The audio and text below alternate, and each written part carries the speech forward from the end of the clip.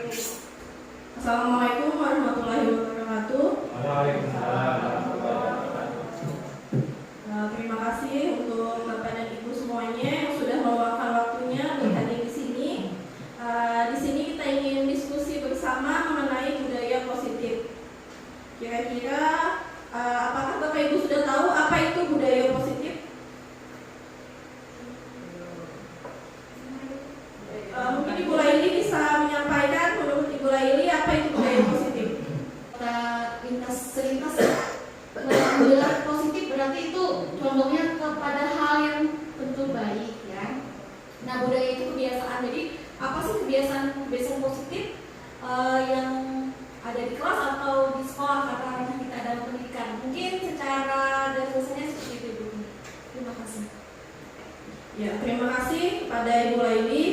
Benar sekali jawaban Ibu Laili. Budaya positif itu adalah pembiasaan baik yang akan kita tanamkan kepada murid-murid kita. Jadi di sini kita harapkan kita bisa membentuk budaya positif agar karakter anak-anak kita bisa sesuai dengan yang kita harapkan, yaitu sesuai dengan bajikan universal, yaitu profil pelajar Pancasila. Kemudian budaya positif ini tidak hanya kita terapkan untuk anak-anak murid kita, tetapi juga kepada semua guru yang ada di sekolah. Seperti sekarang kita sedang berbagi, ini adalah salah satu budaya positif yang coba dikembangkan oleh pihak sekolah. Jadi setiap saat nanti kita bisa berbagi banyak hal tentang apa saja yang sudah kita pelajari dan apa saja yang sudah kita ketahui. Nanti kita juga akan merefleksikan bersama hal-hal yang telah kita lalui selama beberapa bulan kebelakang. Nah, ini adalah pengertian budaya positif.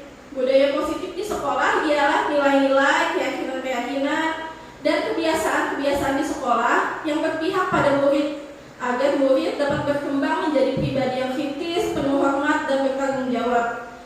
Jadi nilai-nilai ini yang kita harapkan muncul dan timbul pada karakter anak didik kita. Sekarang kita akan melakukan keyakinan kelas atau menyepakati agar kegiatan kita selama 1,5 jam ke depan itu lebih baik. Menurut Bapak Ibu, apa keyakinan kelas kita? Yang pertama bisa kita tuliskan bersama, biar belum tuliskan di sinilah. Apa Bapak Ibu keyakinan kelas kita yang pertama hendaknya? Datang tepat waktu. Sepertinya semua sudah datang tepat waktu Bapak Ibu lah. Yang kedua, lagi loading Bapak Ibu.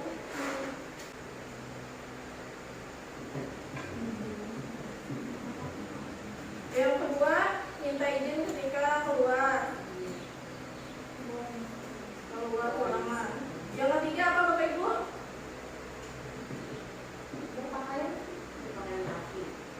Berpakaian rapi. Yang keempat ada? Baca doa anak-anak tuh lagi yang pertama masuk. Ini kesepakatan kelas kita di sini aja dulu Bapak Ibu lah. HP di silent lah. Nah, ini kesepakatan kelas ketika kita di sini. Ketika kita melaksanakan sesi ini selama 1,5 jam ke depan. Ada lagi kalau Bapak Ibu atau sudah cukup? Mendengarkan dengan baik. Mendengarkan dengan seksama. Aktif Bu.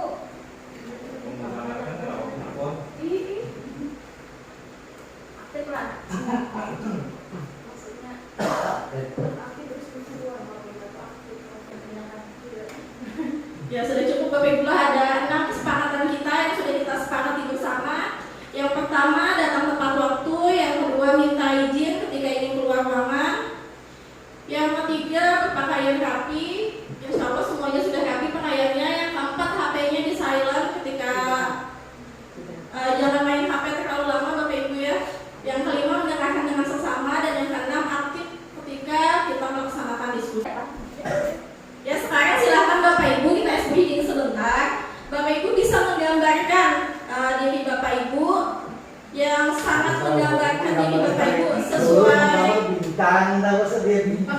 dengan kepribadian Bapak Ibu masing-masing. Ulun mulai dari ulun Bapak Ibu lah, kami kita gantian menjelaskan masing-masing gambarnya. Nah, di sini lu menggambarkan rumah. Kenapa lu menggambarkan rumah? Karena ulun sangat suka ada di rumah. Jadi memang ulun itu orangnya kada terlalu suka pergi kemana-mana. Jadi setelah pulang sekolah ini biasanya langsung ke rumah. Saya juga senang dengan rumah ini karena rumah ini adalah tempat ternyaman kita untuk pulang setelah kita lelah seharian bekerja di luar rumah. Jadi saya ingin anak-anak murid saya juga merasakan hal yang sama. Anak-anak itu merasa nyaman ketika bersama dengan saya. Mungkin begitu penjelasan dari saya. Kita lanjut ke Ibu Mulia. Silakan Ibu Mulia.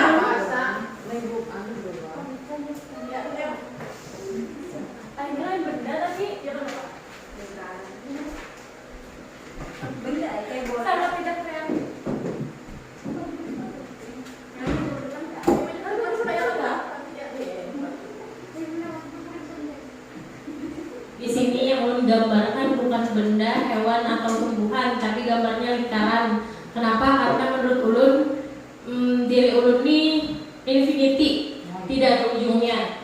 Kenapa itu? Ya, bisa menjawab yang bertanya.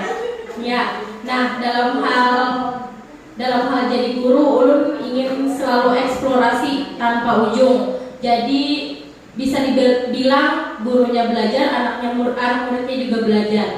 Jadi kita sama-sama belajar sepanjang hayat. Nah, sudah.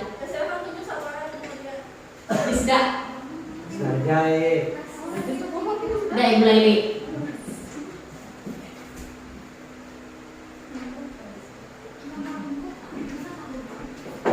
Assalamualaikum warahmatullahi wabarakatuh.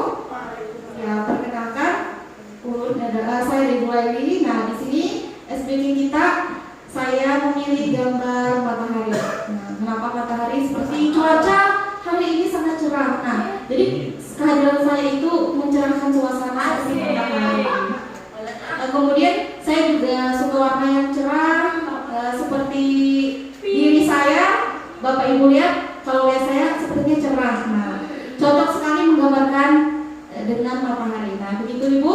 Terima kasih. Wassalamualaikum warahmatullahi wabarakatuh. Ya, silakan Bapak Sahriani dari tadi ini ditunjuk nih. Tadi angkat tangan, silakan.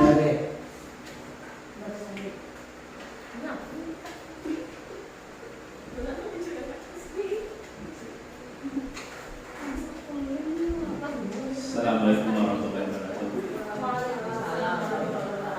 Mau mencoba menggambar warna apa ini?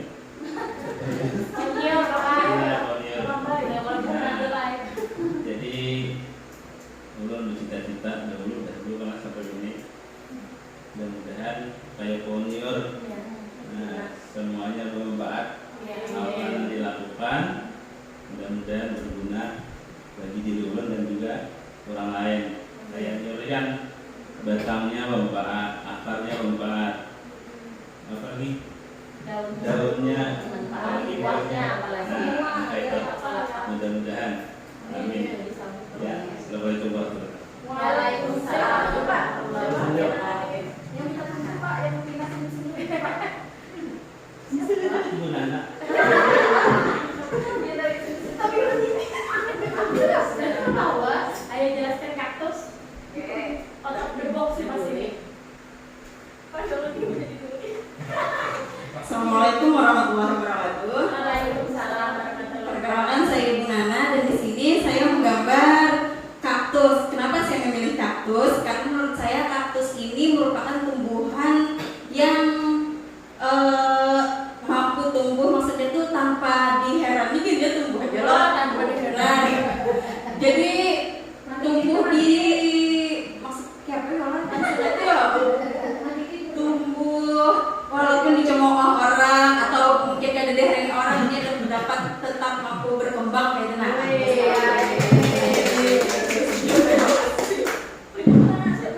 Lisda.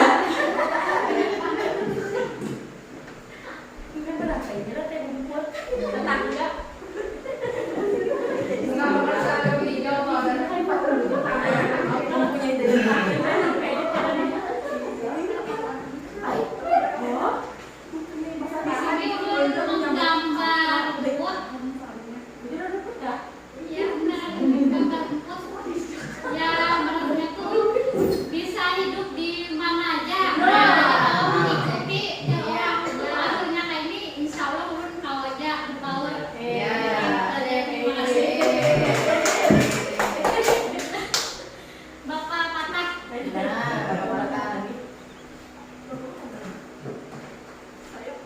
Gambar. Benar-benar aktif ya. Assalamualaikum warahmatullahi wabarakatuh. Kita menggambarkan tangan 5 sesuai dengan lambang kita yaitu Pancasila yaitu 5. Jadi semoga kita yang 5 ini bisa menjaga semuanya. Terima kasih. Siapa ini Pak? Ibu, Fatahan.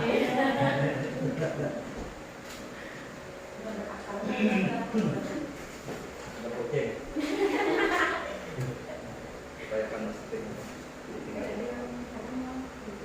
Berapa ini? Gambar Pohon yang rindang. Mungkin di pohon yang rindang ini kan nyaman tuh Pak. Benaungnya Pak. Nah, ada yang tampak batisnya. Kalau dari segi psikologi, gambar ini menggambarkan orang yang berlindung, pas pengambilan fotonya pas pelindung pohon, timbul batisnya aja kelihatan. Nah, dengan kalau dihubungkan dengan sekolah, jadi ini kalau dihubungkan dengan sekolah atau dengan siswa, jadi kalau kita ini adalah mudah-mudahan bisa mengayomi untuk seluruh guru dan siswa dan juga masyarakat lingkungan sekolah. Pohon yang rindang akan nyaman dan teduh. Semoga nanti kita damai selalu. Siapa ini Pak? Ibu Ida langsung dibuatkan dulu Pak. Pensok bikin. Sampai dua. saja. Berdua aja. Bikin pensok aja. Asal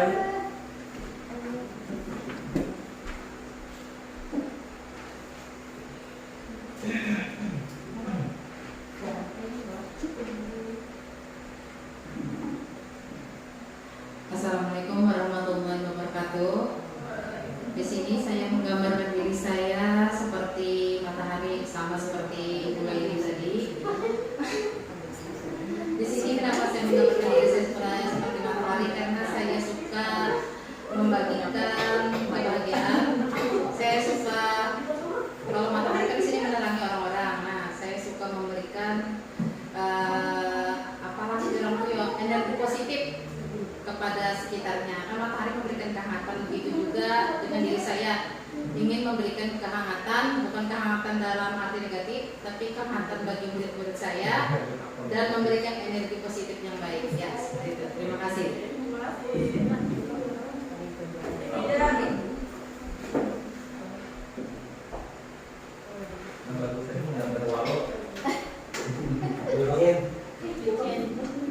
Assalamualaikum warahmatullahi wabarakatuh.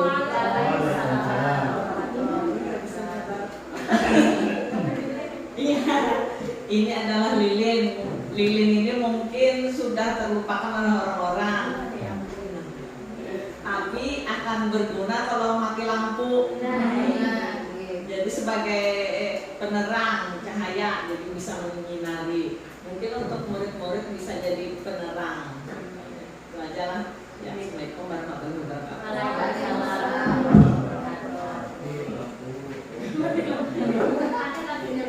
Ya, terima kasih Bapak Ibu karena sudah menggambarkan diri masing-masing tadi.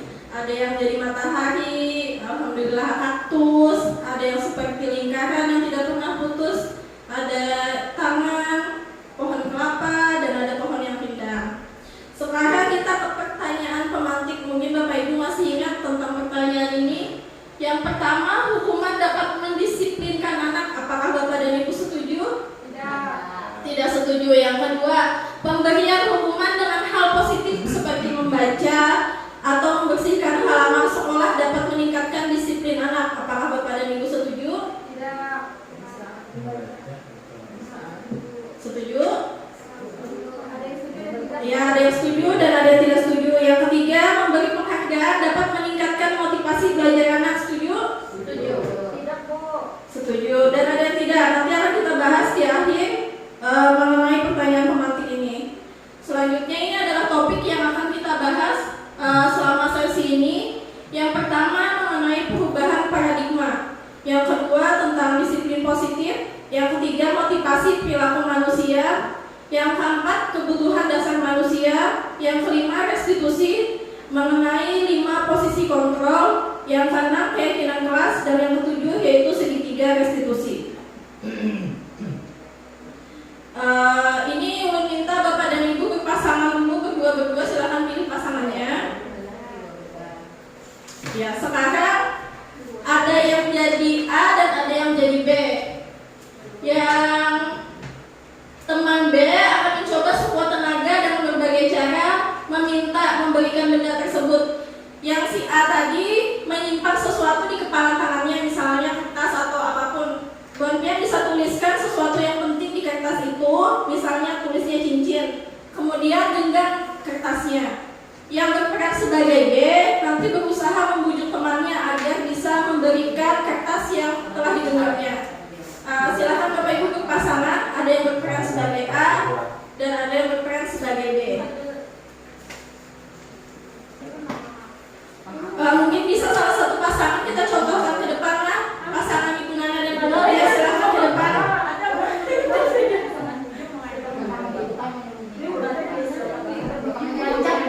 Ya Bu Nana silakan melakukan apapun agar Ibu Mutia bisa memberikan kertas yang ada di tangannya.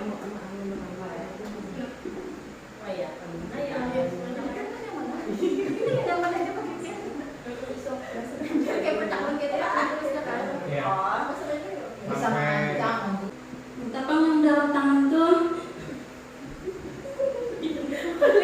Belum nih. Apaan tuh? Apa tuh yang dikasih dalam tangan tuh? Atas apa? Ada di Minta coba. Mak dulu ya, tapi kan dulu kan boleh. Minjam. Kasih kamu tuh traktir makan. Kasih kamu makan di mana tuh traktir? Gimana? Anak makan di mana kan aku traktir benar. Pinjam dulu kan di tangan. Apa itu? Kertas.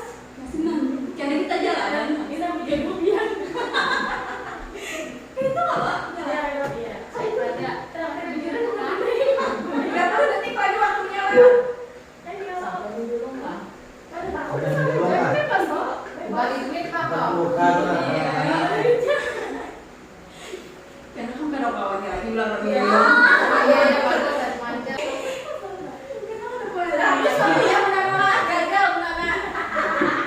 Ternyata Bapak Ibu Nana gagal mendapatkan kertas yang ada di tangan Ibu Mutia. Kira-kira kenapa jadi Ibu Nana gagal Bapak Ibu? Kurang usahanya, kurang kayuannya. Seandainya Ibu Mutia ini mau melepaskan kertas yang ada di tangannya, kira-kira usaha apa yang harus dilakukan Ibu Nana agar Bu Mutia bisa melepaskan kertas yang ada di tangannya? Apalagi selain membujuk. Kira-kira tadi Bu Nana sudah membujuk, tapi Bu Mutia tetap teguh pemikirannya. Mengancam sudah, tak ada mau. Jadi di sini Bapak Ibu sudah terlihat siapa yang memegang kontrol. Siapa yang memegang kontrol Bapak Ibu? Ibu Mutia atau Ibu Nana yang memegang kontrol di sini? Iya, di sini pemegang kontrolnya adalah Ibu Mutia. Jadi apapun yang terjadi, tetap Ibu Mutia yang memutuskan ingin membuka kepalan tangannya atau tidak. Apapun yang Ibu Nana lakukan, walaupun Ibu Nana mengancam apapun atau mengiming-imingi sesuatu apapun, jika Ibu Mutia tidak ingin membukakan tangannya, maka tidak akan bisa Ibu Nana mengambil kertas yang ada di tangannya. Begitu sebaliknya, walaupun usaha Ibu Nana itu misalnya sepele, tolongkan Ibu Mutia pinjam kertasnya, kemudian Ibu Mutia langsung menyerahkan kertasnya, itu artinya kontrol tetap ada di tangan Ibu Mutia. Jadi ini Bapak Ibu lah, pertama-tama kita mengetahui tentang kontrol. Jadi hanya diri kita sendiri yang bisa mengontrol apapun yang ingin kita lakukan, walaupun ada paksaan, ancaman, pujian, atau apapun dari pihak luar. Inilah nantinya yang akan kita tanamkan ke anak-anak kita. Jadi kita harapkan anak-anak kita itu punya kontrol diri yang baik. Nah, ini adalah miskonsepsi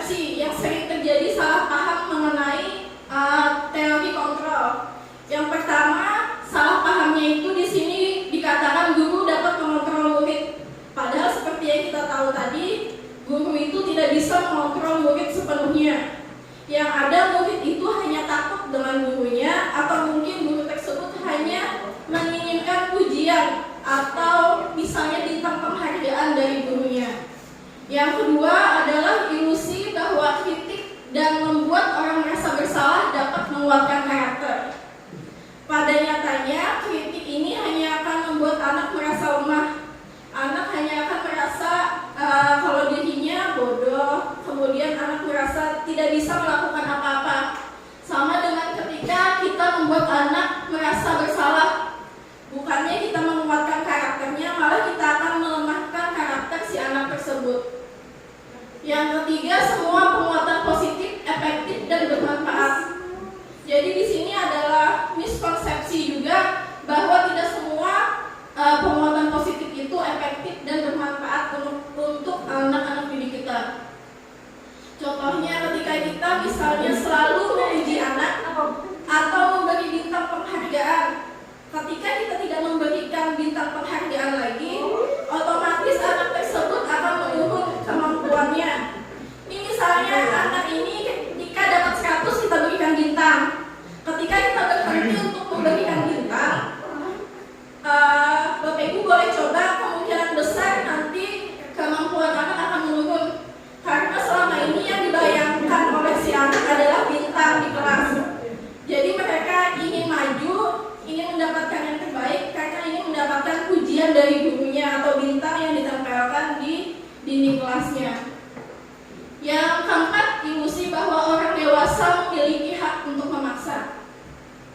Ini juga merupakan miskonsepsi Bapak Ibu lah. Jadi seperti kembali lagi ke awal tadi, hanya diri masing-masing yang bisa memberikan kontrol.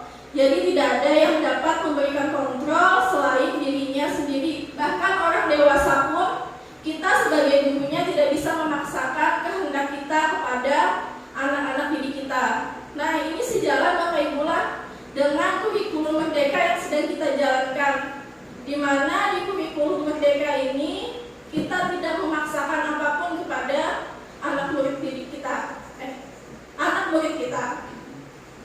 Jadi anak-anak itu kita didik sesuai dengan kemampuannya, sesuai dengan kemauannya. Jadi kita berusaha untuk menemukan bakat si anak. Jadi kita semua menyadari bahwa ada anak yang tidak pandai matematika. Jadi tidak perlu kita paksakan, memang anak tersebut tidak pandai matematika. Setiap anak itu pasti pandai. Misalnya tidak pandai matematika tadi pasti ada punya kelebihannya. Seperti murid di kelas umum itu ada Agustina. Alhamdulillah Ibu Amel bisa menemukan bakatnya.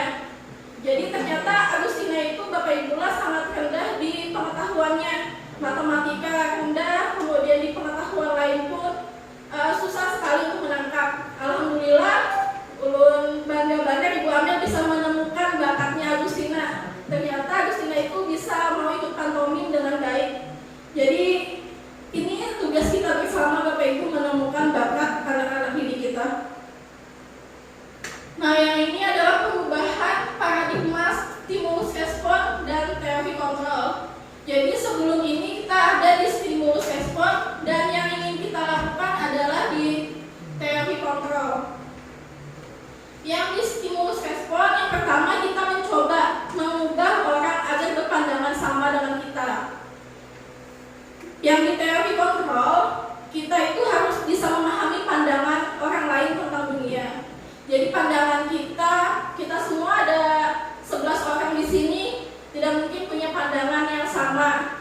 Jadi kita bisa saling menghargai walaupun pandangan kita itu berbeda, asal memiliki tujuan yang sama. Walaupun pandangannya beda, kalau di teori kontrol ini tidak masalah Bapak Ibu lah. Yang kedua, perilaku buruk dilihat sebagai suatu kesalahan pada stimulus respon. Yang kedua, di dalam teori kontrol, semua perilaku memiliki tujuan. Nah, kalau di stimulus respon, kalau dulu anak misalnya nakal, otomatis sudah dicap jelek oleh Bapak Ibu gurunya. Oh, anak ini nakal, anak ini tidak akan bisa berkembang, anak ini tidak akan bisa mengikuti perlombaan A, B, C, dan D. Kemudian untuk di teori kontrol, semua perilaku ini pasti memiliki tujuan. Walaupun anak tersebut nakal, kita bisa mencari tahu dulu kenapa nakalnya. Oh, ternyata di rumah anak tersebut tidak memiliki orang tua yang utuh. Misalnya di rumah hanya punya mama, sehingga ada sesuatu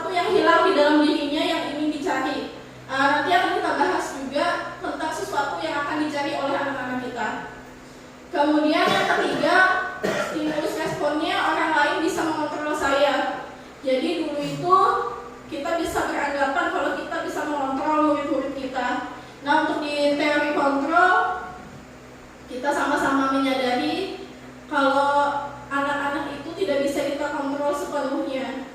Jadi tugas kita itu menumbuhkan karakter-karakter baik si anak, jadi tidak untuk mengontrol anak. Yang kelima, adanya pemaksaan pada saat bujukan gagal. Seperti tadi ketika sudah membujuk secara baik-baik kemudian tidak berhasil, lalu adanya ancaman, ancaman, suapan dan lain-lain sehingga menimbulkan karakter buruk nantinya seperti KKN, korupsi dan lain-lain. Nah, di teori kontrol ini kita akan melaksanakan kolaborasi dan konsensus menciptakan pilihan-pilihan baru. Nanti ini akan kita pelajari di segitiga restitusi. Jadi guru nanti akan membimbing anak yang bermasalah bagaimana untuk mencari solusi bersama, bukan kita menyalahkan si anak. Kemudian di stimulus respon terakhir, model berpikir menang atau kalah. Jadi kalau dulu itu kita pasti berpikir ada yang menang dan ada yang kalah, ada pelaku dan ada korban. Kalau di teori kontrol ini, model berpikirnya menang-menang. Jadi korban itu akan merasa menang dan pelaku pun juga akan merasa menang.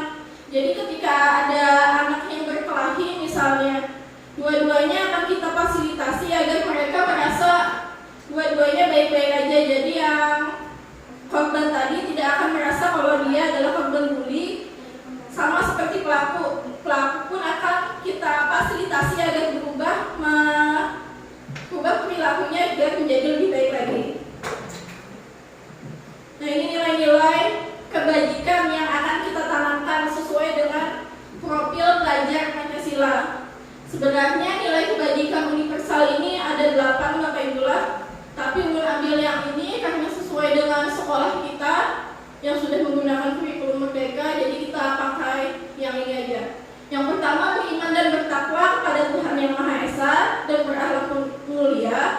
Yang kedua, mandiri, bernalar kritis, berkebinekaan global, gotong royong dan kreatif.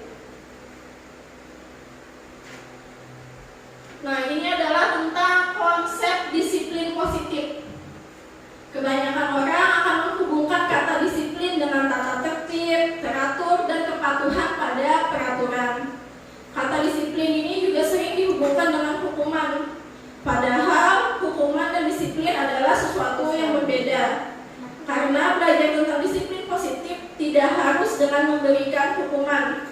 Justru hukuman adalah salah satu hal yang salah satu alternatif terakhir dan bahkan tidak digunakan sama sekali. Nanti ini akan kita pelajari di 5 posisi kontrol. Jadi hukuman ini berada di posisi pertama atau posisi paling bawah, sehingga diharapkan kita meninggalkan posisi tersebut. Selanjutnya, sebagai pendidik, apa tujuan kita? Apa tujuan kita Bapak Ibu? Yaitu menciptakan anak-anak yang memiliki disiplin diri, sehingga mereka bisa berperilaku dengan mengacu pada nilai-nilai kebajikan universal dan memiliki motivasi intrinsik bukan ekstrinsik. Jadi nilai kebajikan universal di sini tadi ialah profil pelajar Pancasila. Jadi diharapkan kita semua bisa menumbuhkan profil pelajar Pancasila. Kemudian untuk motivasi intrinsik ini adalah motivasi dari dalam diri si anak. Jadi si anak itu merasakan setelah kita tanamkan nilai-nilai kebajikan, sehingga motivasinya muncul karena nilai-nilai kebajikan yang mereka yakini, yang mereka percayai, bukan karena motivasi dari luar. Nah, ini adalah perbedaan hukuman dan konsekuensi. Biasanya kalau hukuman ini bersifat tidak terencana atau tiba-tiba. Hukuman ini biasanya si anak tidak tahu aturannya sebelumnya. Tiba-tiba si anak tahu-tahu sudah dihukum oleh gurunya. Berbeda dengan konsekuensi. Kalau konsekuensi ini biasanya sudah ada aturan terlebih dahulu dan anak sudah tahu, misalnya melanggar aturan, apa yang akan didapatkan. Misalnya aturan di sekolah mengharuskan memakai sepatu berwarna hitam. Ketika anak tidak memakai sepatu berwarna hitam, maka anak akan mendapatkan hukuman. Itu adalah contoh dari konsekuensi. Jadi bisa dipahami Bapak Ibu lah beda hukuman dan konsekuensi. Kalau hukuman tadi terjadi secara tiba-tiba, kalau konsekuensi sudah terencana. Guru dan murid sudah mengetahui adanya aturan, akan tetapi aturan ini biasanya atau kebanyakan dibuat oleh pihak sekolah saja, sehingga anak ini hanya diminta untuk mematuhi peraturan yang ada. Nah, ini yang ketiga adalah restitusi. Jadi restitusi ini yang akan kita lakukan Bapak Ibu di sekolah kita. Restitusi adalah proses menciptakan kondisi bagi murid untuk memperbaiki kesalahan mereka, sehingga mereka bisa kembali pada pokok mereka dengan karakter yang lebih kuat. Ini menurut dosen pada tahun 2004. Menurut dosen lagi, restitusi juga adalah proses kolaboratif yang mengajarkan murid untuk mencari solusi dari masalah dan membantu murid berpikir tentang orang seperti apa yang mereka inginkan dan bagaimana mereka harus memperlakukan orang lain. Nah, restitusi ini nanti akan kita bahas lebih lanjut pada segitiga restitusi. Di sana nanti akan saya berikan gambaran bagaimana kita melakukan restitusi terhadap murid kita. Nah, ini Bapak Ibu bisa dilihat contoh perbedaan hukuman dan konsekuensi. Yang pertama, membersihkan coretan yang dibuat anak di atas meja. Ini merupakan sebuah konsekuensi. Yang kedua, berjemur di lapangan basket pukul 12 siang karena ngobrol dengan teman, itu adalah sebuah hukuman. Kemudian membersihkan WC sekolah karena mematahkan pensil kawannya merupakan hukuman. Seharusnya nomor 3 ini apa Bapak Ibu jika kita memberikan konsekuensi? Ini kan tadi jawabannya hukuman karena disuruh membersihkan WC sekolah ketika mematahkan pensil kawannya. Kalau konsekuensi harusnya apa yang dilakukan oleh si anak yang mematahkan pensil tadi? Ya, anak tersebut kita suruh untuk mengganti pensil temannya. Itu merupakan sebuah konsekuensi. Nah, ini adalah motivasi perilaku manusia. Yang pertama tadi untuk menghindari ketidaknyamanan atau hukuman. Ini adalah tingkat terendah dari motivasi perilaku manusia. Biasanya orang akan bertindak untuk menghindari masalah yang akan timbul. Orang dalam motivasi ini akan bertanya, apa yang akan terjadi apabila saya tidak melakukannya? Jadi orang dengan motivasi hukuman ini akan melakukannya. Misalnya ada anak yang takut datang terlambat ke sekolah, hanya motivasinya karena takut dihukum oleh ibu bapak gurunya, sehingga anak tersebut bisa datang ke sekolah tepat waktu. Tapi motivasinya adalah motivasi ini ketika bapak dan ibu guru yang tidak ada. Seandainya nih bapak ibu guru si A yang suka menghukum si anak, kemudian bapak ibu guru si A tersebut tidak datang ke sekolah dan anak mengetahui sebelumnya, oh bapak si A ini besok tidak hadir ke sekolah, berarti saya bisa atau saya boleh datang terlambat karena tidak akan ada yang menghukum saya. Sama misalnya seperti kita dengan atasan, oh ini kita tahu esok ibu kepala sekolah tidak ada, mungkin ada yang menegur, datanglah kita terlambat karena motivasi kita adalah motivasi dari luar karena kita takut akan hukuman. Yang kedua adalah motivasi mendapatkan penghargaan atau imbalan dari orang lain.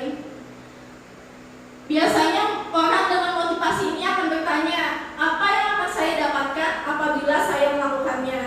Ini contoh lagi tadi terlambat dengan atasan. Misalnya kita tahu atasan kita itu datang jam 7:30. Karena kita ingin mendapatkan pujian dari ibu kepala sekolah, otomatis kita akan datang lebih dahulu dari ibu kepala sekolah. Ibu datang 7:30, kita akan datang jam 7:10. Ibaratnya ini cari muka. Jadi misalnya ibu datang ke 10, misalnya itu adalah motivasi. Motivasi kita adalah mendapatkan penghargaan atau pujian dari atasan kita. Sama kayak anak-anak kita. Mungkin ada anak-anak yang melakukan sesuatu hanya karena ingin dipuji oleh bapak ibu gurunya. Nah, ini adalah yang kita harapkan. Mereka termotivasi melakukan sesuatu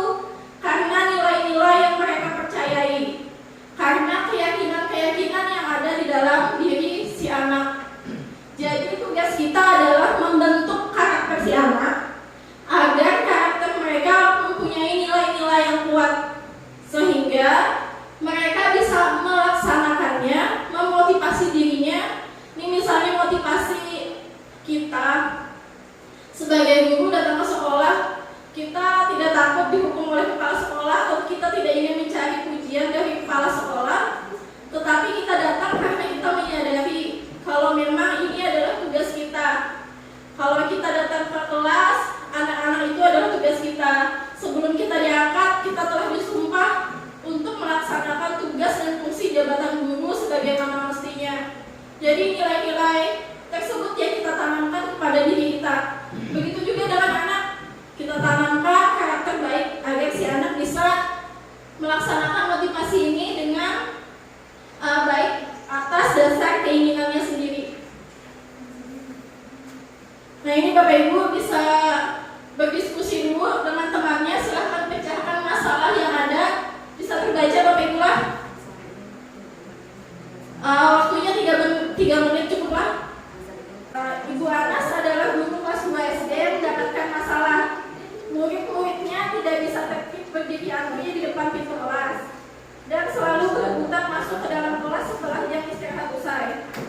Ini tentunya sangat mengganggu proses pembelajaran di mana kelas tidak dapat dimulai tepat waktu karena Ibu Anas sibuk menenangkan murid-muridnya untuk waktu yang cukup lama. Akhirnya Bu Anas berpikir cepat dan mengandalkan stiker bintang. Setiap murid-muridnya akan masuk kelas usai jam istirahat, Bu Anas akan mengiming-imingi muridnya dengan stiker bintang. Siapa yang dapat berdiri lurus dan berbaris kaki antri di depan pintu dapat bintang dari Bu Anas. Jadi sebagian besar menyambut senang.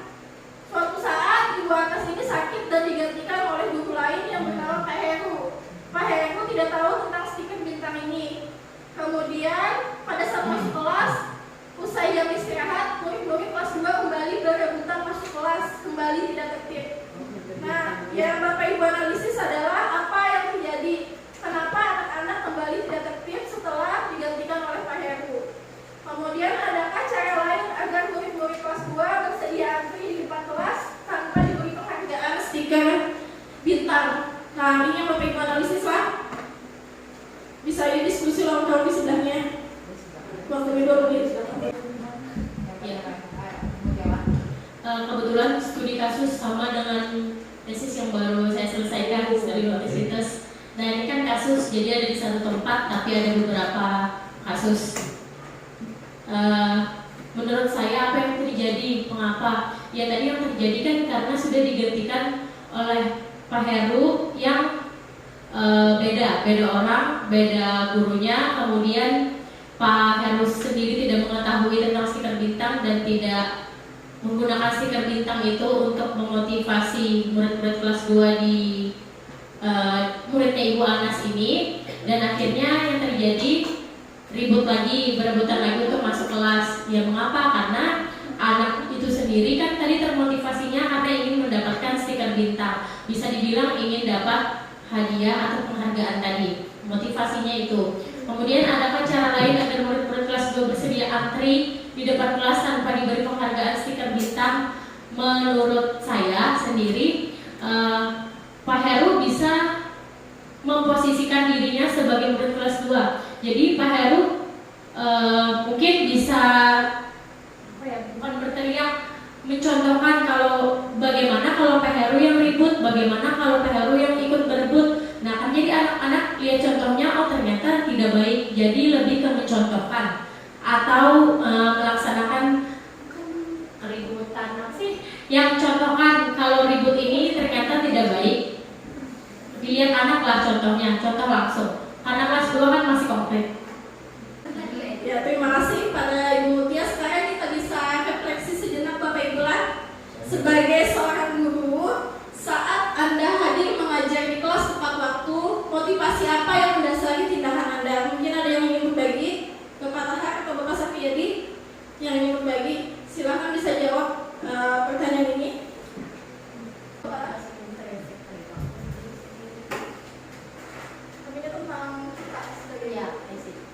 Terima kasih untuk kita sebagai guru supaya tepat waktu. Itu sebenarnya pada prinsipnya pertama mengacu memang sudah jadwalnya yang ditetapkan. Jadi kemudian punya kesadaran, dan yang berikutnya juga tidak ada kendala. Jadi ada beberapa hal yang perlu dilihat. Kenapa sering orang itu sering terlambat atau tidak tepat waktu yang dijadwalkan, itu semua mungkin punya hal-hal yang sama dan hal yang berbeda. Jadi motivasinya semua dalam jiwa itu semua ingin cepat semua, ingin sukses semua, ingin selalu, tapi di dalam kehidupannya pada saat bersamaan itu ada hal-hal yang tidak bisa diluangkan atau tidak bisa yang dilepas dari saat itu. Jadi secara refleksi sebenarnya orang itu ingin cepat dan ingin menyelesaikan dengan sebaik-baiknya, tapi secara kehendak yang lain berkehendak kan lain. Jadi mungkin ketentuannya seperti itu ya, kejiwaan seperti itu. Jadi tidak mengukur mungkin aku harus motivasinya harus ini. Maksud kita ini gini, kita ini motivasinya kejiwaan seorang orang dewasa dan mengukur anaknya ya. Secara orang dewasa memang kita ini profesinya sebagai yang punya hak dan kewajiban. Jadi ada hak kita ke sekolah dan kewajiban kita juga ada. Jadi hak dan kewajiban itu tidak bisa, dan itu semua sama, hak dan kewajiban. Tapi yang kendalanya mungkin secara refleksi kehendak yang Maha Kuasa untuk mengatur itu pasti sama. Kira-kira itu saja. Ya, terima kasih kepada Bapak Tahar. Mungkin bisa satu orang lagi ibu yang ingin melakukan refleksi selama ini, mengapa hadir tepat waktu, motivasi dari ibu-ibu apa? Mungkin bisa Ibu Nana. Apa yang memotivasi dia Karena Anda dapat hukuman, dari hukuman dari ibu kepala sekolah, dapat pujian dari ibu kepala sekolah, atau Kalau ulun yang memotivasi hadir di kelas tepat waktu itu ialah ingin menjadi orang yang menghargai waktu. Karena kita sebagai guru kan tentunya harus menjadi contoh teladan bagi murid. Kalau hanya gurunya saja datang terlambat, pasti murid, ibunya aja belum datang lagi, karena lagi dulu dia masuk kelas. Nah, jadi kalau kita datang ke kelas tepat waktu, jadi anak-anak juga ikut tepat waktu itu masuk kelasnya. Jadi itu yang memotivasi saya, ingin menghargai waktu, menghargai diri sendiri, supaya jadi dapat teladan yang baik bagi anak-anak. Terima kasih.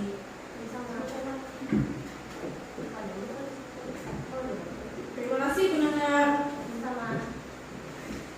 Sekarang kita masuk pada kebutuhan dasar manusia. Nah, ini tadi yang sudah dibahas sebelumnya. Apabila anak melakukan kenakalan atau melakukan sesuatu yang berbeda dari teman-temannya, mungkin salah satu dari 5 kebutuhan ini ada yang tidak terpenuhi. Yang pertama ini adalah kebutuhan untuk bertahan hidup. Di sini ulun rasa semua anak-anak kemungkinan besar pasti memilikinya. Di sini yang termasuk adalah sandang, pangan, papan, makanan, itu baju-baju, tadi rumah. Untuk yang kedua ini adalah kasih sayang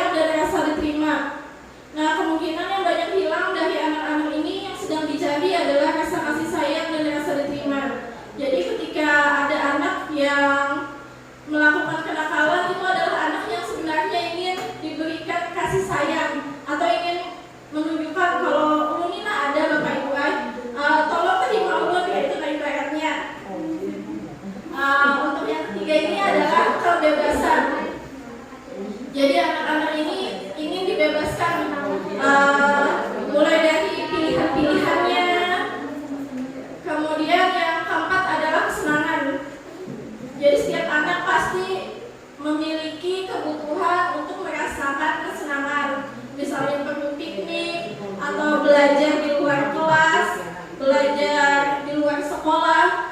Yang kelima ini penguasaan. Nah, yang kelima ini kurang lebih sama seperti yang di nomor 2 tadi.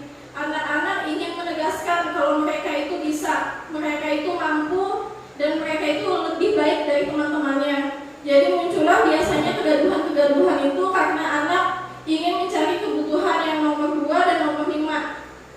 Nah, ini biasanya paling banyak anak yang menyebabkan anak-anak kita itu melakukan tindakan-tindakan yang luar biasa ibaratnya. Jadi untuk yang nomor 2 dan nomor 5 ini yang kita usahakan untuk kita penuhi bersama. Jadi untuk kasih sayangnya kita bisa adil kepada semua murid yang ada di kelas. Untuk rasa diterimanya pun kita bisa, kadang ada anak di kelas itu yang kurang ditemani oleh teman-teman yang lainnya. Misalnya, belum ada anak berkawan maninya boy, ini. Nah, di sana tugas kita Bapak Ibu lah untuk menanamkan bagaimana agar mereka semua bisa berteman dan bisa menerima si anak yang selama ini kurang ditemani oleh temannya. Sama seperti yang penguasaan tadi. Tugas kita juga untuk membimbing anak-anak kita agar bisa merasa kalau penguasaan yang dimilikinya kita hargai dan kita anggap. Nah, ini bisa saling berbagi lagi Bapak Ibu. Untuk pertanyaan pertama mungkin bisa Bapak tahan dulu. Siapakah orang-orang yang paling penting di dalam hidup Bapak? Bisa Bapak ceritakan Pak?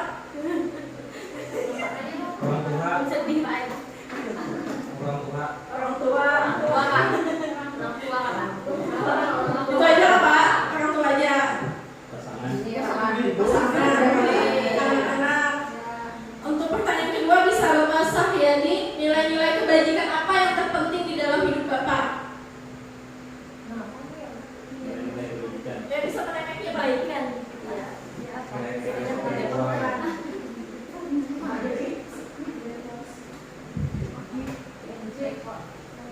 Yang pertama, tentu kita berbuat baik kepada siapapun dan kapanpun dan dimanapun ya. Nah, itu yang perlu kita tanamkan pada diri kita supaya kita selalu berbuat baik.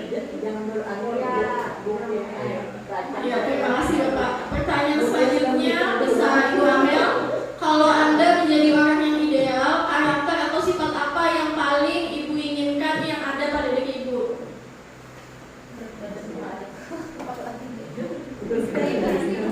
Pencapaian apa?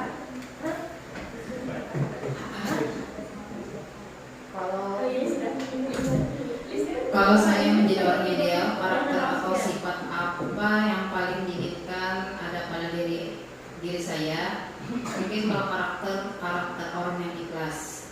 Kalau sifat mungkin sifat penyabar. Nah, itu yang mungkin kalau memang ideal, tapi kan dalam kehidupan kenyataan kan kita susah untuk menjadi orang ideal. Tapi paling tidak berusaha 90% untuk menjadi orang seperti itu, ikhlas dan sabar. Terima kasih. Terima kasih Bu Amel. Selanjutnya Ibu Lisda, pencapaian apa yang Ibu banggakan yang sudah Ibu dapatkan selama ini?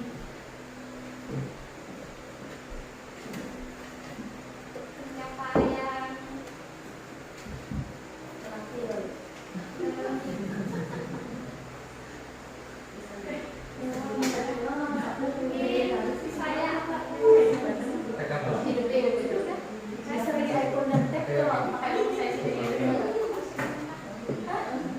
pencapaian yang puncak bagi saya yang pertama, saya bisa menjadi seorang guru.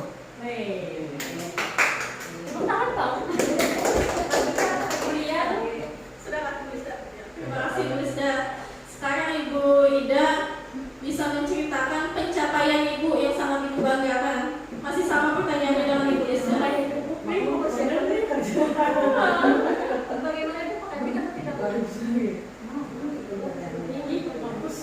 Sampai ke puncaknya pencapaian.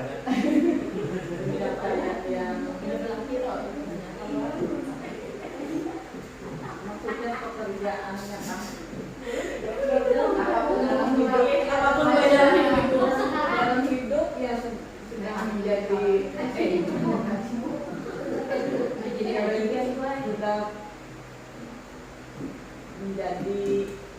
rumah tangga, sudah jadi nenek. Nah, itu yang membanggakan.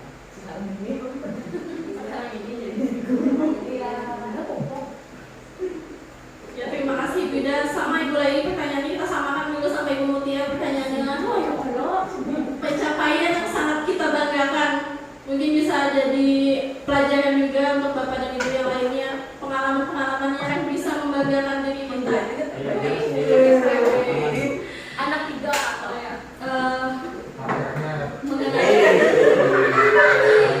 sebenarnya kan mengenai pencapaian yang sangat dibanggakan ya. Alhamdulillah sampai usia sekarang di tahun baru 2023 banyak sekali sebenarnya yang sangat saya syukuri. Ya, yang terakhir ya, yang terakhir ini barangkali saya sudah menyelesaikan pendidikan guru penggerak kata ya. Barangkali untuk pencapaian saat ini yang terakhir dan mudah-mudahan berkembang itu adalah dapat mengikuti, dapat melewati seperti apa yang telah Ibu Pini jalankan sekarang di angkatan 7. Nah, saya juga mendoakan Ibu dan teman-teman yang lain mudah-mudahan bisa termotivasi dari Ibu Pini. Ya Ibu Pini. Nah, jadi nanti kita sama-sama bangga bersama. Terima kasih. Sama. Silakan Bu Nana, lanjutkan Bu Nana. Mana? Apa yang Bu Nana banggakan dalam hidup? Pencapaian yang saya banggakan sampai sekarang itu tentunya alhamdulillah lulus tes P3K yang dan menjadi prioritas 1. Karena sebelumnya saya tidak tertarik sama sekali untuk mengikuti PSN karena tahu juga, lalu coba-coba ikut dan ternyata alhamdulillah langsung lulus. Terus kemarin juga saya ikut pretest PPG PAI dan alhamdulillah lulus, tapi memang belum dipanggil. Ya, masih nunggu antrian ya. Kalau ada lagi yang belum tercapai yaitu laki. Iya, itu saja. Semoga di tahun ini dapat menemukan pasangan. Amin. Amin ya Allah. Ya, silakan Bu Mutia dulu kan. Insya Allah atau pencapaian Anda yang Anda sangat bangsa aja nanti loh. Ya, pencapaian Ibu Mutia, kemudian pekerjaan ideal dari Ibu Mutia. Boleh Ibu Mutia rangkum sampai pertanyaan terakhir Ibu Mutia lah. Karena belum tahu Ibu Mutia ini punya banyak pengalaman hidup yang bisa dibagikan. Jadi boleh dirangkumkan sampai pertanyaan terakhir Bu. Udah pulang buku kan nih? Enggak ya? Ya. Bahasa bercampur-campur kan kabalah bahasa Belanda. Ya, pencapaian Anda yang Anda sangat banggakan saat ini kah? Untuk saat ini? Apa yuk? Ya, pencapaian Anda yang sangat saya banggakan tuh ada 2.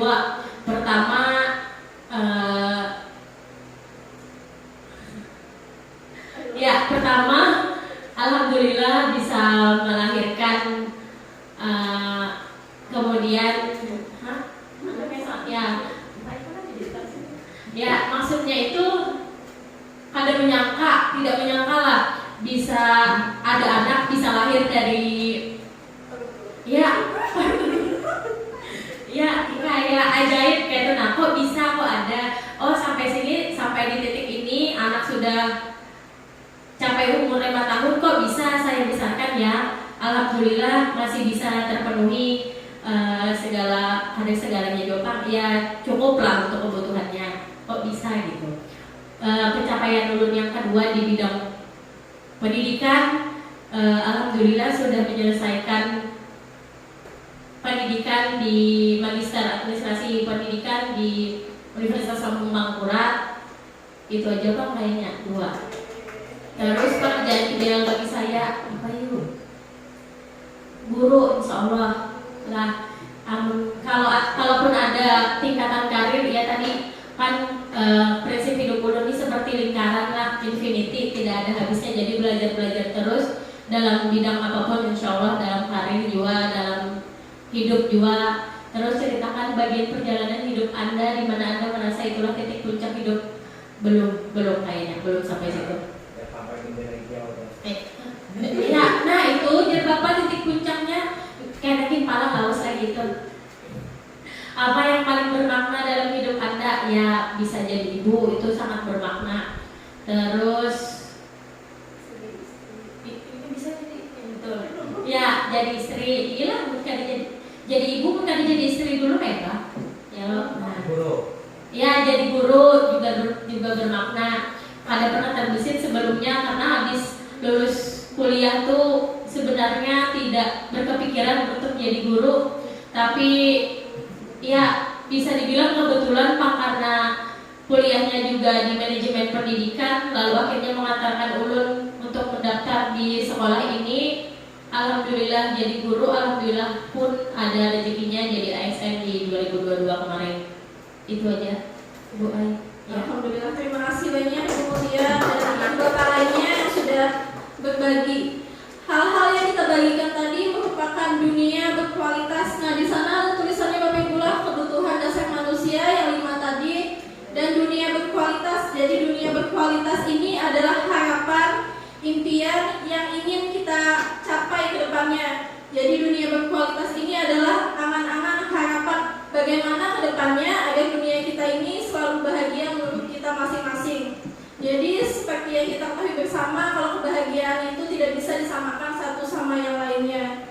Misalnya yang satu sudah bahagia bisa mendapatkan uang 10.000, yang satunya ketika mendapatkan uang 10.000 reaksinya hanya biasa-biasa saja. Sama halnya untuk mendapatkan keturunan, mendapatkan pasangan dan pekerjaan-pekerjaan yang jauh lebih baik misalnya dari sekarang, itulah dunia berkualitas kita. Jadi kita tanamkan kepada anak adalah dunia berkualitas, dunia seperti apa yang anak-anak kita inginkan ke depannya. Jadi selain membantu untuk memenuhi kebutuhan dasar anak-anak kita juga membantu menciptakan dunia berkualitasnya.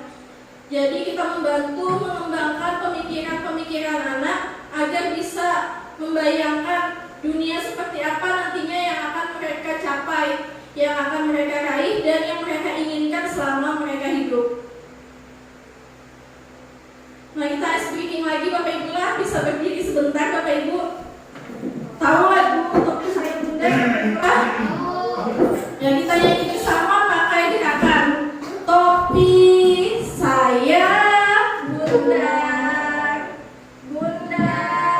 Topi saya, kalau tidak bunda, bukan topi saya.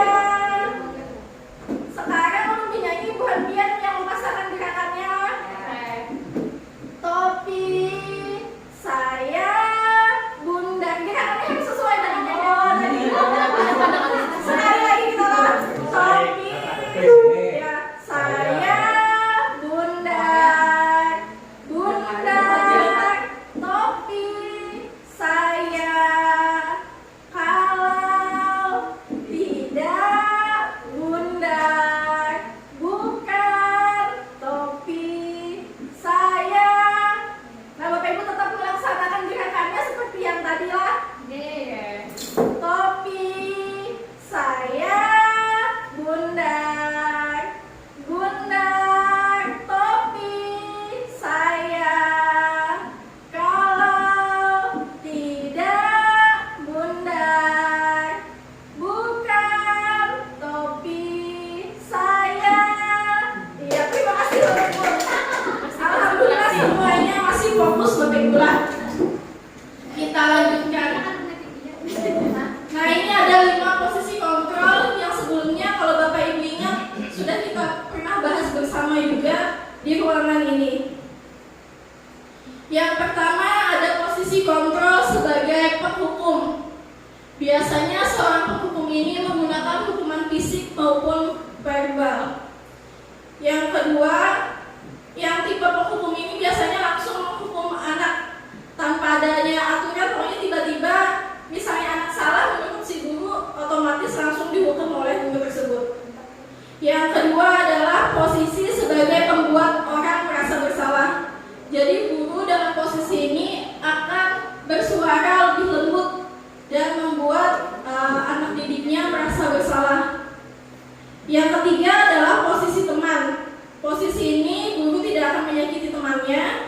menyakiti muridnya, tetapi pada posisi ini guru akan menjadi lebih dekat dengan anak muridnya.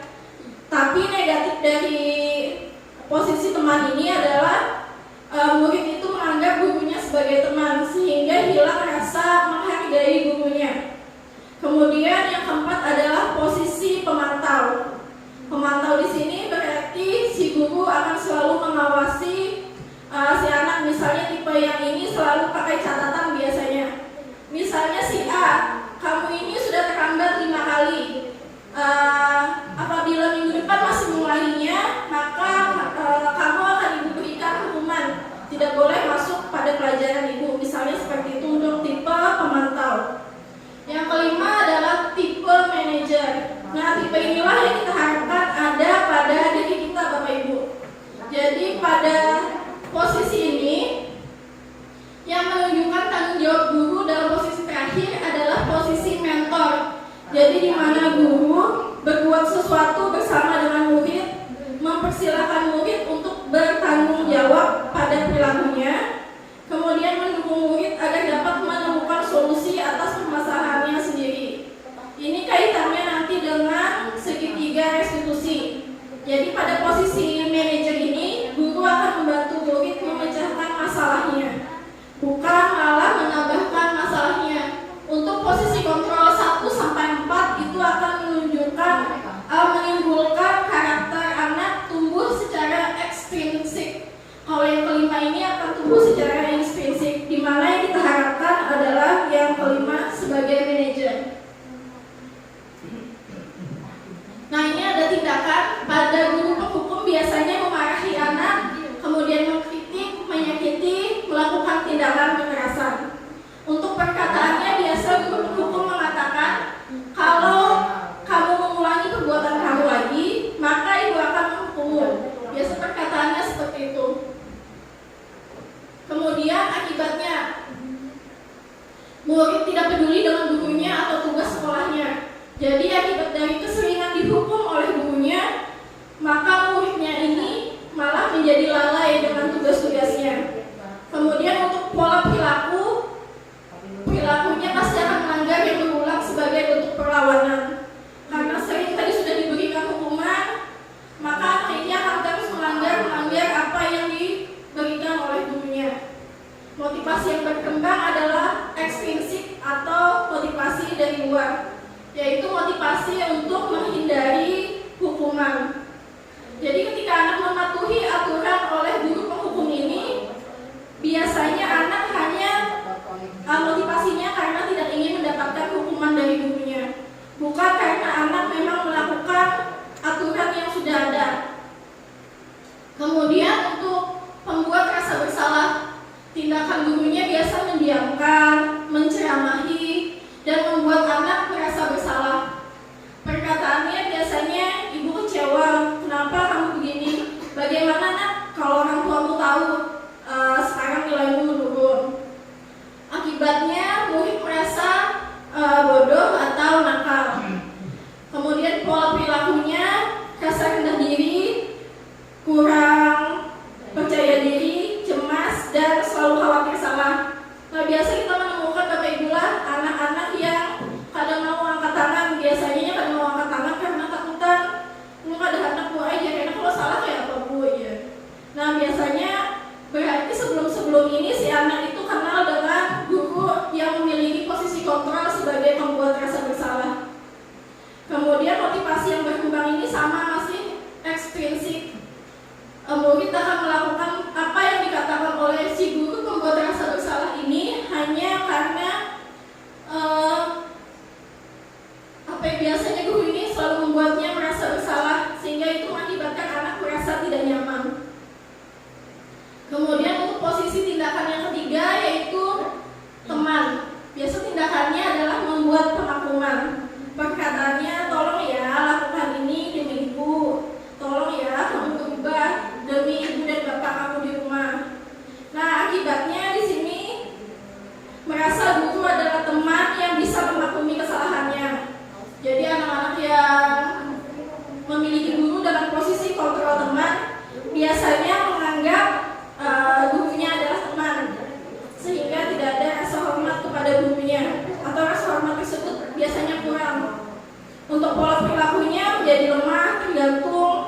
dan cenderung menunggu. Motivasinya masih sama, motivasi ekstrinsik. Yang keempat tadi adalah pengawas atau pemantau. Tindakannya pasti untuk memantau atau mencatat. Jadi Bapak dan Ibu guru dengan posisi pemantau ini biasanya memiliki catatan-catatan tentang tindakan atau kelakuan muridnya. Kemudian perkataan yang dikatakan biasanya kamu sudah tahu kan aturannya. Nah biasanya untuk pemantau ini sama seperti konsekuensi tadi, sudah ada aturan yang dibuat oleh gurunya dan si anak harus mematuhi aturan yang sudah dibuat tersebut. Akibatnya murid mempertanyakan konsekuensi perbuatannya. Kenapa saya harus dihukum seperti ini Pak? Biasanya murid akan bertanya-tanya. Kemudian untuk pola perilakunya yaitu orientasi pada ganjaran dan hadiah. Jadi si anak hanya akan menghindari hukuman dan mencari pujian atau penghargaan kepada guru tipe pengawas atau pemantau ini. Motivasi yang berkembang hanya motivasi ekstrinsik. Yang kelima Bapak Ibu, ini adalah guru yang diharapkan yaitu dengan posisi manajer. Tindakannya biasa bertanya dan membuat kesepakatan. Salah satunya seperti yang kita lakukan di awal tadi, membuat kesepakatan kelas. Jadi aturan-aturan yang ada di kelas atau aturan yang ada di sekolah sudah kita buat berdasarkan kesepakatan kita dengan murid kita. Kemudian hukuman yang akan dijalani pun sudah kita lakukan kesepakatan bersama dengan murid-murid kita. Untuk perkataannya dari guru dengan posisi control manager adalah apa sih sebenarnya harapanmu? Jadi di sini nanti kita ketika anak ada punya masalah, kita akan menanyakan sebenarnya harapan si anak apa, bagaimana ke depannya. Untuk akibat apa yang bisa saya lakukan untuk memperbaiki. Jadi nanti anak diminta mencari solusinya sendiri dari masalah yang sudah dijalaninya. Untuk pola perilaku, disiplin dari dalam diri, dan motivasinya adalah motivasi intrinsik.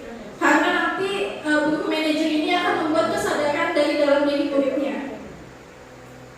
Nah, ini adalah contoh video posisi kontrol guru. Kurang lebih 3 menit Bapak Ibu lah kita bisa saksikan bersama-sama.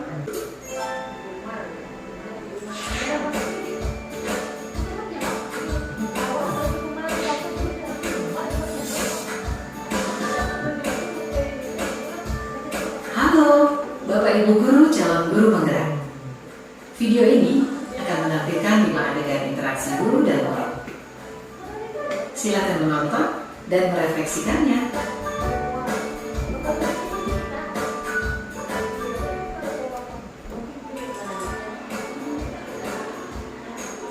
Pagi anak-anak, silakan PR yang kemarin ibu berikan diletakkan di meja. Anton, kamu sudah mengerjakan belum? Belum mengerjakan saya, Bu. Kamu selalu ya nggak ngerjain PR. Sekarang kamu duduk di depan, lalu tulis. Saya berjanji tidak akan mengulangi lagi. Saya berjanji akan berusaha menjadi murid yang rajin belajar sampai pelajaran saya selesai.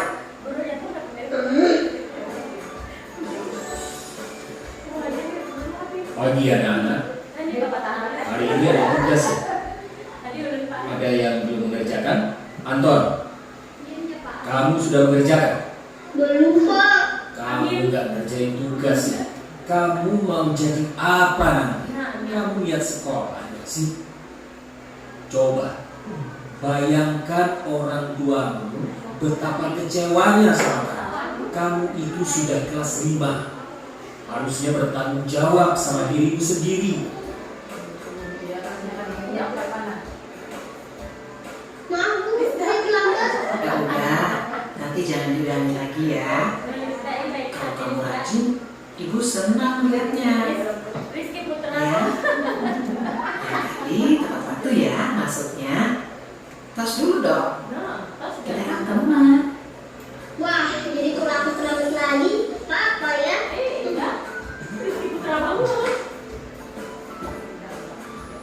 Kamu kok nggak pakai baju olahraga? Bapak catat, kamu sudah 3 kali loh nggak ikut olahraga bulan ini. Iya, Pak. Sudah 3 kali berarti saya dapat sanksi, Pak.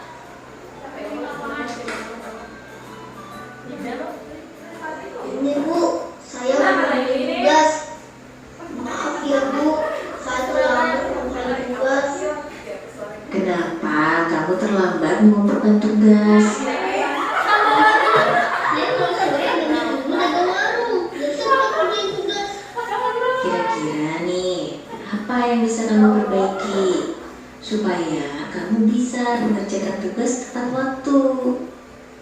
Coba, kapan biasanya kamu membantu ibu jualan? Jam 6 sampai jam 8 malam, Ibu. Bagaimana kalau kamu membuat jadwal? Kapan kamu akan mengerjakan tugas? Oh gitu ya, Bu. Saya coba deh, Bu. Terima kasih, Bu. Kalau ini yang paling benar jadi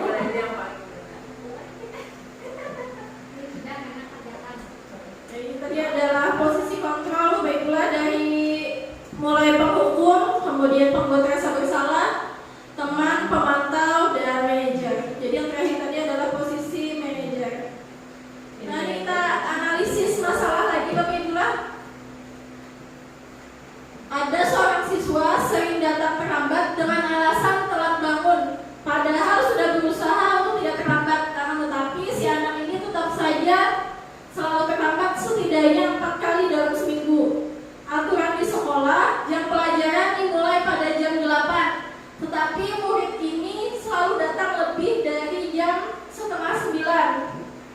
Bisa kita berbagi, Bapak Ibu, Bapak Tahar dan Bapak Sahyadi bisa menjelaskan ketika guru menggunakan posisi penghukum, Ibu Amel dan Ibu Lisda sebagai guru pembuat rasa bersalah.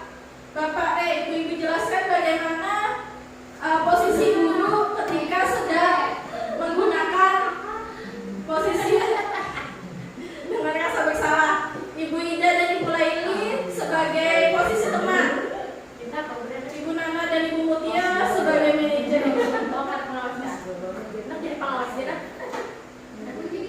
Sudah siap Pak, Bapak Ibu? Ya silakan mulai dari posisi kontrol sebagai teman. Ibu Laili dan Ibu Ida bisa memperagakannya dulu.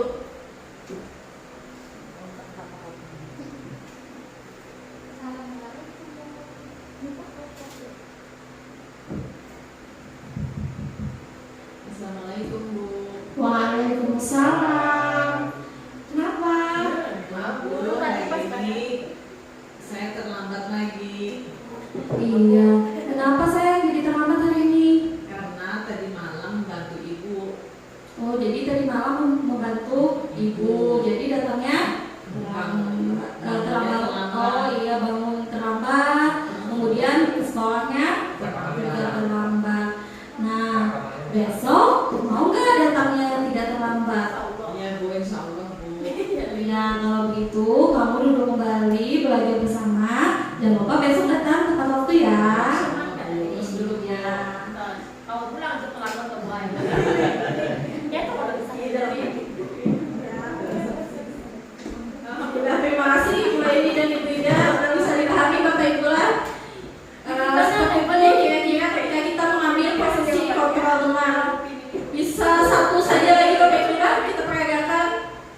Bisa dari penghukum atau pembuat rasa bersalah atau manajer yang ingin kita peragakan Bapak Ibu. Satu aja lagi supaya waktu kita cukup Bapak Ibu lah. Ya silakan untuk posisi kontrol penghukum Bapak-bapak.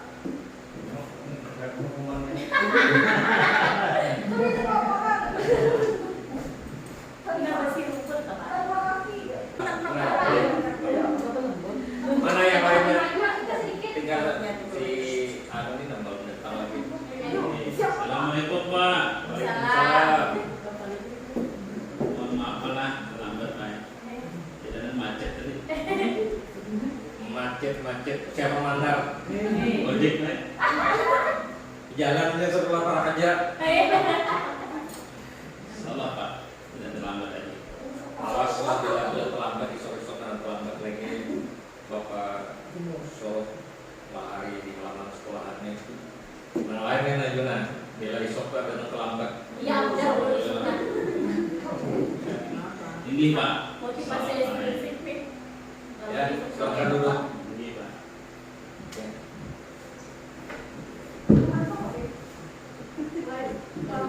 Hukum. Terima kasih kepada Bapak Tahar dan Bapak Sahyadi. Ada komentar Bapak Ibu tentang penghukum tadi? Iya, silakan Ibu Laili. Apa yang ingin Ibu sampaikan? Tadi penghukum ya Pak, sudah 4 kali tidak datang tepat waktu. Jadi langsung dihukum Pak. Kalau penghukum langsung dihukum, sekarang kamu keliling lapangan 10 kali. Nah, misalkan tidak ada perjanjian gitu Pak, tidak ada konsekuensi sebelumnya. Tapi seandainya penghukum juga walaupun sekali juga Bapak bisa langsung hukum, apalagi sampai 4 kali ya udah. Jadi penghukum itu bisa ini secara psikis terganggu, dipermalukan di depan teman, kemudian bisa menghukumnya fisik, misalnya dari keliling 3 kali lapangan atau tidak boleh istirahat. Jadi tahan haus di kelas saja. Nah itu juga hukuman. Jadi ada yang tersakiti Pak. Demikian Ibu. Ya alhamdulillah, terima kasih banyak Bu Laili. Alhamdulillah merasa Bapak Ibu sudah bisa memahami tentang 5 posisi kontrol yang akan kita jalankan. Semoga kita semua bisa menjalankan yang kelima Bapak Ibu dan mulai meninggalkan posisi kontrol yang pertama hingga keempat, khususnya yang pertama Bapak Ibu. Semoga sudah bisa kita tinggalkan mulai dari hari ini. Sekarang kita masuk kepada keyakinan kelas. Nah ini untuk semester 2 bisa sudah mulai kita membuat keyakinan kelas di kelas Bapak Ibu masing-masing. Ini juga merupakan bagian dari sekolah penggerak Bapak Ibu lah, kita diminta untuk membuat keyakinan kelas. Mengapa tidak peraturan Bapak Ibu? Mengapa kita perlu keyakinan?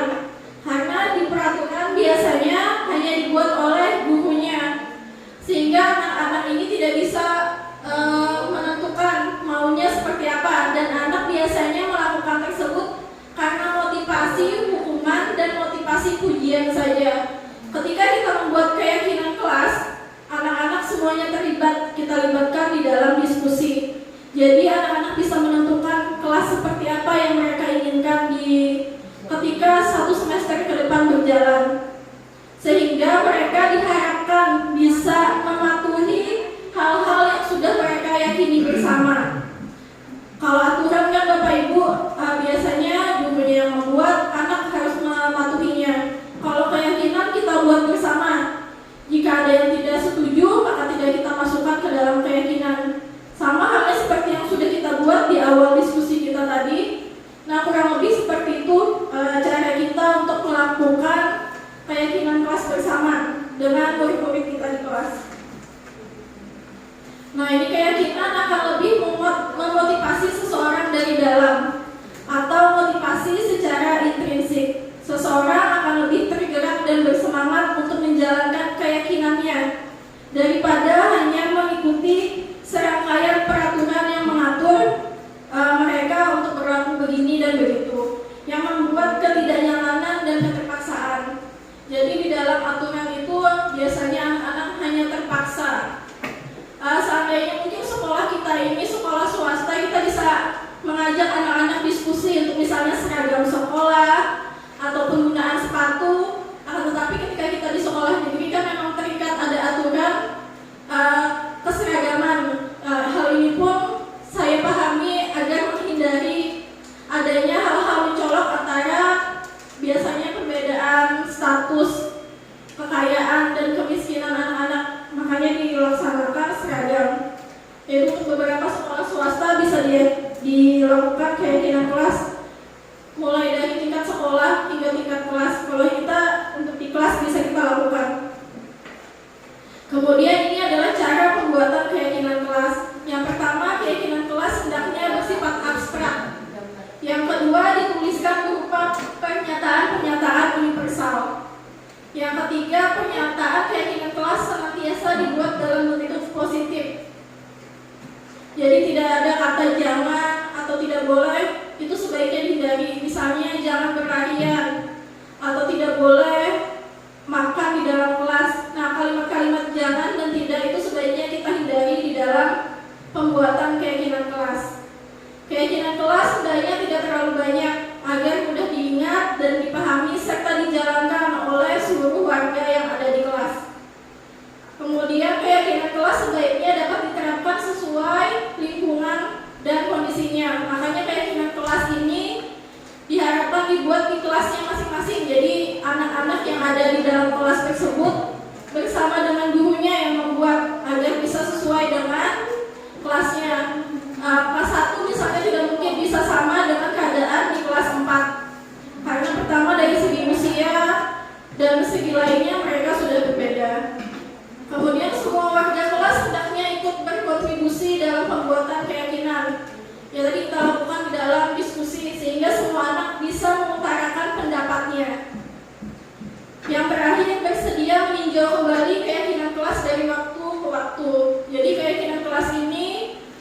harusnya kita tinjau ulang misalnya setiap 3 bulan atau paling tidak setiap 1 semester.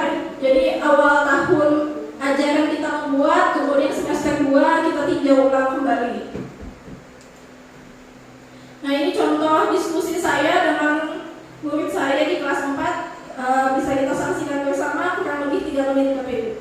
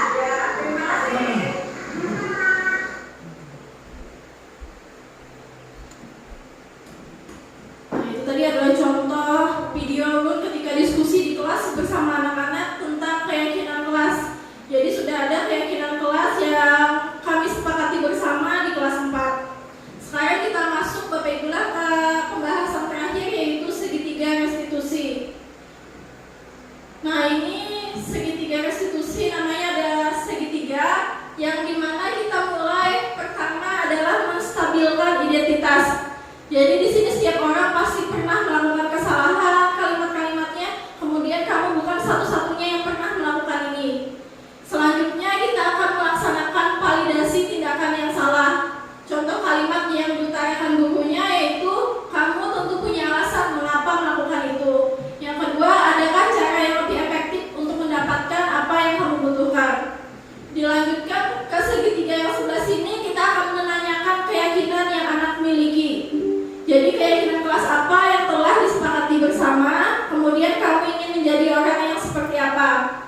Nah, jadi ini adalah segitiga restitusi Bapak Ibu yang akan coba kita jalankan untuk anak-anak kita ke depannya. Nah, ini adalah manfaat dari restitusi. Yang pertama ini adalah membantu murid menjadi lebih memiliki tujuan, disiplin positif, dan memulihkan dirinya setelah berbuat salah. Tujuan yang kedua menjadi orang yang menghargai nilai-nilai kebajikan yang mereka percayai. Nah, ciri-ciri restitusi yang membedakan dengan program disiplin lainnya ada 10 Bapak Ibu. Yang pertama, restitusi bukan untuk menebus kesalahan, melainkan untuk belajar dari kesalahan. Jadi ketika kita melakukan restitusi ini, nanti kita akan mencoba untuk membuat anak agar mereka bisa belajar dari kesalahan yang telah mereka buat. Yang kedua, restitusi ini memperbaiki hubungan. Jadi tidak ada istilahnya nanti korban dan pelaku. Jadi kedua-duanya bisa berdamai dan bisa memiliki tadi solusi menang dan menang antara keduanya. Yang ketiga adalah tawaran, bukan paksaan. Jadi ketika kita melakukan segitiga restitusi ini, kita akan berdiskusi dengan anak dan kita tidak akan memaksakan kehendak kita pada anak. Kita hanya akan memberikan tawaran. Yang keempat adalah menuntun untuk melihat ke dalam diri.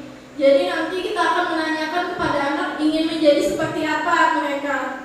Apakah mereka ingin berubah setelah melakukan pelanggaran yang mereka lakukan. Yang kelima, untuk mencari kebutuhan dasar yang mendasari tindakan. Ketika mereka melakukan kesalahan, pasti ada kebutuhan mereka yang hilang atau kebutuhan dasar manusia yang sedang anak-anak kita cari. Jadi di segitiga restitusi ini, tugas kita adalah membantu mereka memenuhi apa yang telah hilang atau membantu mereka mencari kebutuhan apa sebenarnya yang mereka butuhkan. Yang keenam adalah restitusi diri adalah cara yang paling baik untuk menangani masalah-masalah yang ada pada anak. Restitusi fokus pada karakter bukan tindakan. Jadi ketika restitusi ini dijalankan, karakter anaklah yang akan kita bentuk.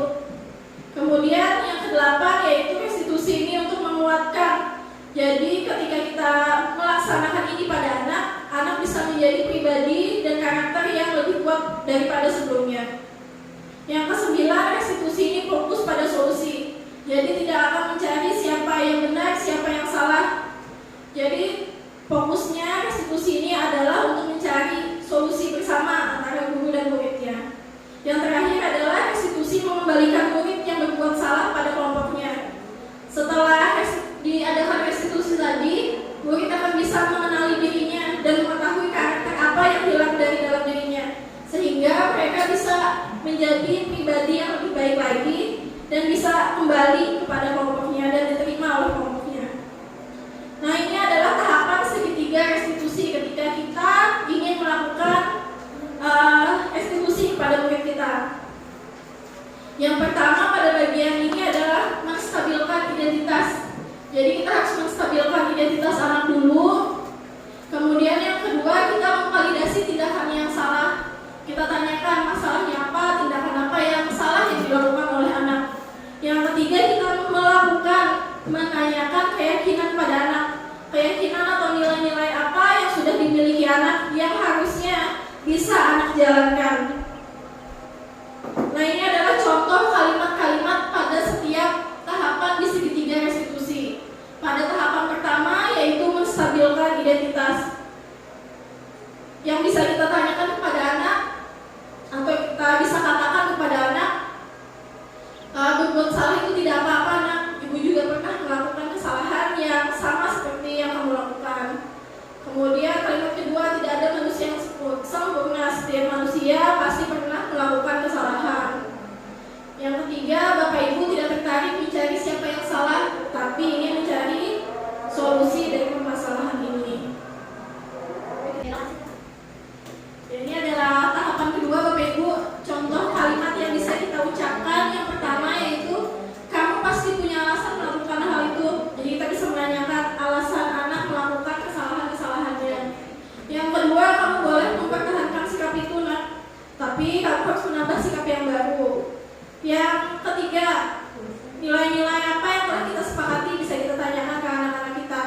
Kemudian bayangan tentang kelas yang Kemudian kita bisa tanyakan ke anak pada tahap menanyakan keyakinan ini, kamu mau jadi orang yang seperti apa? Nah, ini adalah contoh penerapan segitiga restitusi yang telah saya jalankan. Ini ada 2 kasus yang saya jalankan dengan murid saya yang sama yang bernama Haidia, murid saya di kelas 4. Bisa kita perhatikan bersama Bapak Ibu lah.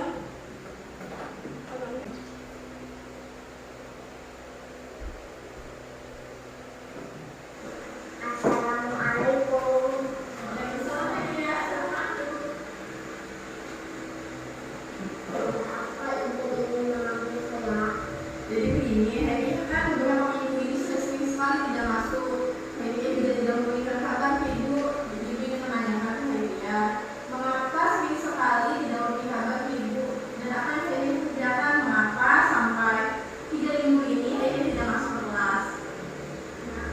Bu, sebenarnya saya sering berada dalam kabarnya naik hujan hingga larut malam kabarnya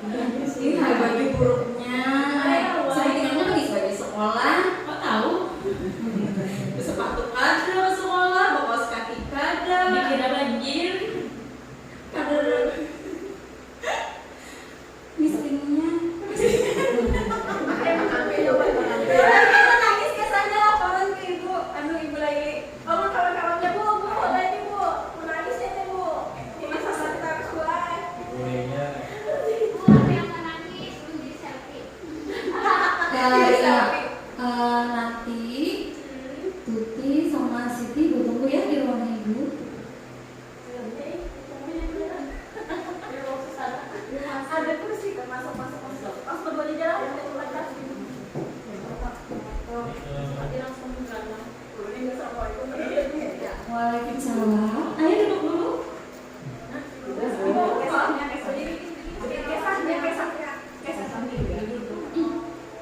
Iya, tadi ibu ada dengar laporan.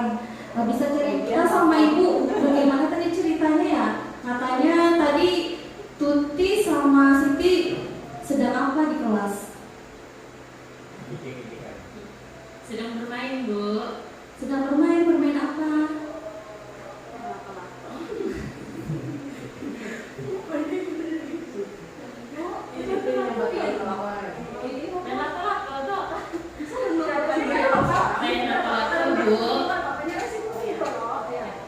Kenapa cerita aja nggak apa-apa?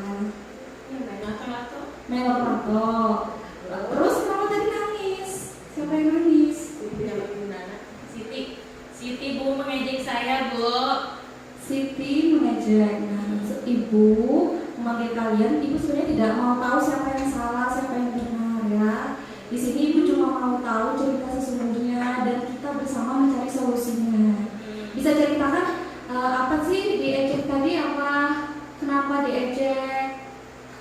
Banyak orang miskin, Oh, kenapa jadi sepatu buruk ya Bu Ai, baju buruk. Sebutingannya Bu Ai diisi baju.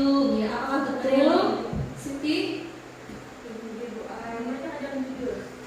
Iya, sekarang kalau Siti dibilang Tuti juga miskin ya, gak punya sepatu, bagaimana perasaannya Siti?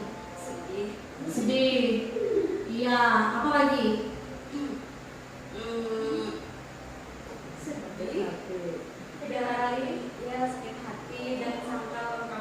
Oh, jadi yang pertama sedih, sakit hati, sangkal ya. Mau seperti itu juga. Oh, nah, kalau berdasarkan apa yang dilakukan oleh Siti terhadap Tuti, kira-kira sudah melanggar keyakinan kelas kita nggak itu? Ya, keyakinan kelas apa yang seharusnya kamu yakini? Kasih sayang. Ya, apakah menghina teman itu adalah perbuatan kasih sayang? Iya, jadi kalau lihat Siti seperti itu, bagaimana tindakan Tuti? Kalau lihat pakaiannya kotor atau apa, harusnya bilang apa sama Tuti?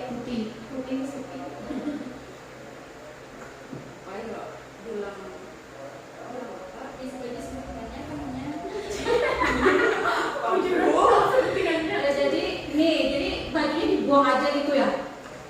Bagaimana solusinya kamu bilang Siti supaya Siti nanti besok bajunya bersih rapi bagaimana? Dapat tip loh Bu, aturannya kalau lupa baju Bu Ai, kalau sepatu kan,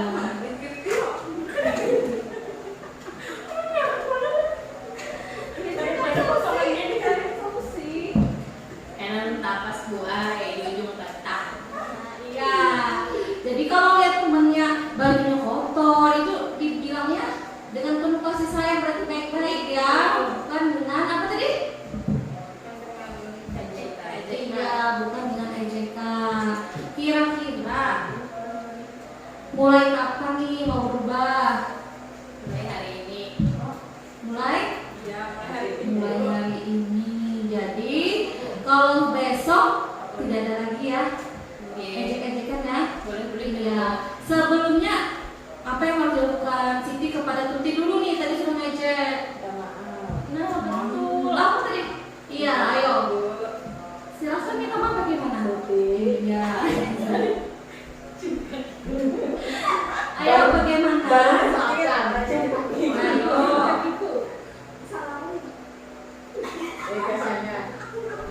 Ayo bagaimana tadi? Bagaimana? Ayo. Iya. Kalau Siti minta maaf, Tuti sebaiknya apa? Memaafkan Bu. Ikhlas. Insya Allah Bu. Iya. Nanti kalian ibu harap ya mematuhi keyakinan. Nah, sekarang yang keras kita buat bersama ya. Iya, alhamdulillah kalian sudah bisa dan dapat mengambil manfaat dari pertemuan hari ini ya. Karena kita tahu ya tidak ada manusia yang sempurna. Kesempurnaan itu hanya milik Allah. Iya. Silakan kembali ke kelas.